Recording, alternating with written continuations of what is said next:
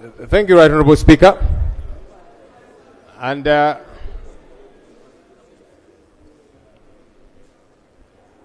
Honourable Speaker, I'm glad that to a great extent, people that, colleagues that come from the coffee growing areas have been able to voice out the concerns of the stakeholders from the areas where they come. Right Honourable Speaker, we were here yesterday and the reports were tabled. I listened to the report of the Honourable Linda, very good report, as she kept laying down the good about UCDA. She mentioned UCDA is hitting its targets.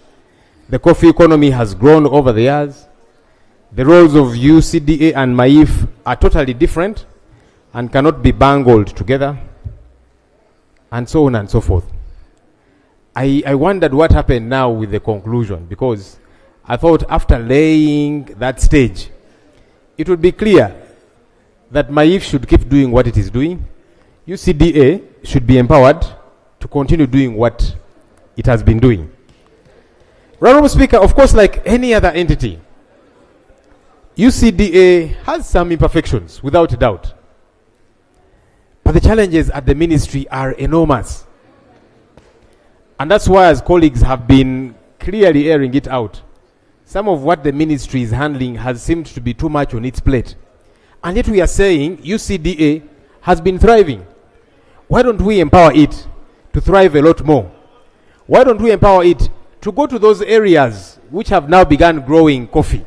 Because I listened to colleagues from West Nile and elsewhere, and they're saying we've also begun to grow coffee. But UCDA had not reached there. And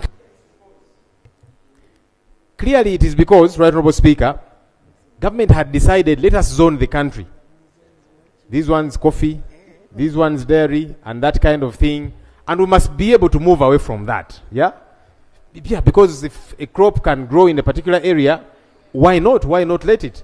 So can we empower UCDA to go to those other areas? Because if it is showing that it is able to thrive in the areas where it is thriving now, why do you imagine it will have limitations when you empower it to go elsewhere?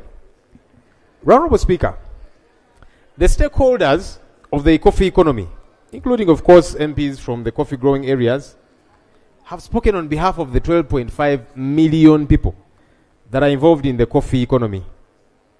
Can we listen to these stakeholders? Yesterday we did listen to colleagues who were making a case, saying they are from the dairy areas, the cattle growing areas, the cotton growing areas, and they told us, because we began to defend them, and they said, no, you people keep quiet. We are the ones who grow cotton. We are the ones who are producing milk. So we understand our issues better. And we want those entities to go back to the ministries. We actually gave up the fight. We said, now, how do you fight for someone who is saying, for us to want our entities to be rationalized? We let them be.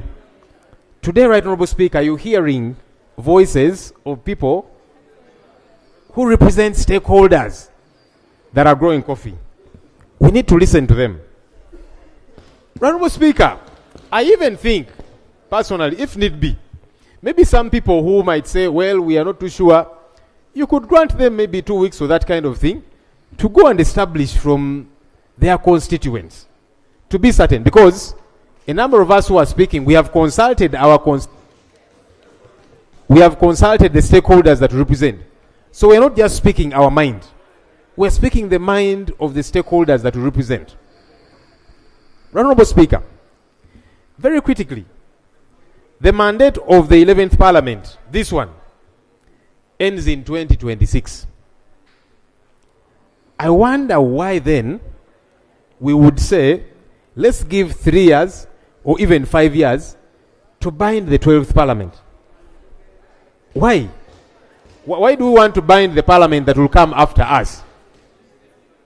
A number of us, I believe, will be back here, but we shall be back in the 12th Parliament. This is the 11th Parliament. If government is convinced that it requires 3 years or even 5 years to get the ministry set, to put in place all the infrastructure that is required, why don't you wait for the 3 years to elapse, put your house in order, come to the 12th Parliament and make your case. Because now we are operating in anticipation to say, well, we hope in 3 years we shall be ready. But you see, as some colleagues have mentioned rightly, to get the certification and all the infrastructure that is required in place, you need several years to do that. So government, let the 3 years, 5 years, or whatever time you require to get ready, to put your house in order. Come to the 12th Parliament and make your case. Don't ask the 11th Parliament to bind the Parliament that will come after us. Thank you. Honourable Minister.